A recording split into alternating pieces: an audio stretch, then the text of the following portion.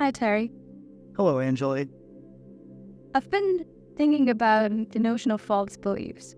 How some of us were told when we were young or later in our lives that we're not capable of something.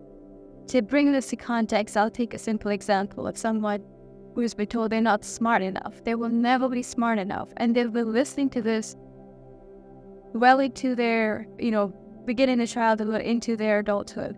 And now they've come to believe it. How does one challenge the false belief? And even before that, how does one acknowledge that this is a false belief?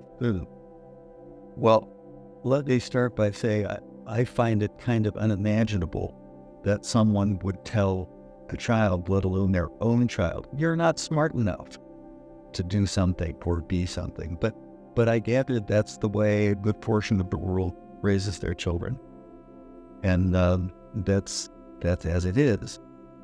Challenging that belief is a matter of examining any of our beliefs. And I think particularly the things we believe about ourselves.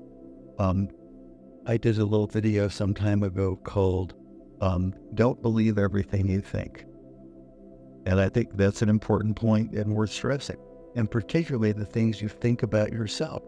Because so often we've taken in and grafted to ourselves language from other people.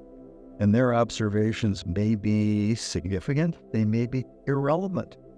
They may be particularly conditional about a particular situation or phenomenon or event.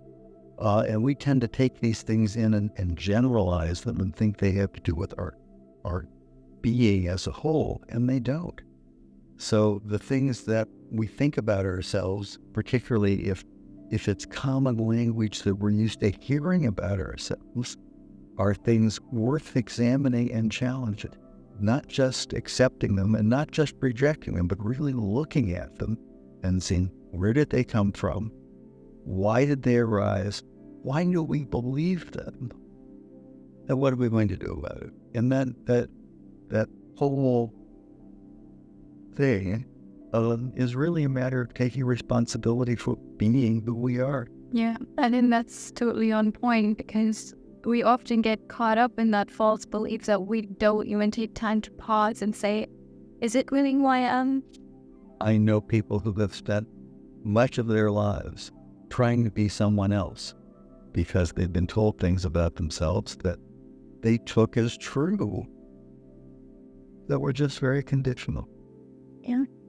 And it is all the conditioning that shapes one. Yes. If one lets it. Yeah. And that's the point. Examine it. Don't just let it condition you.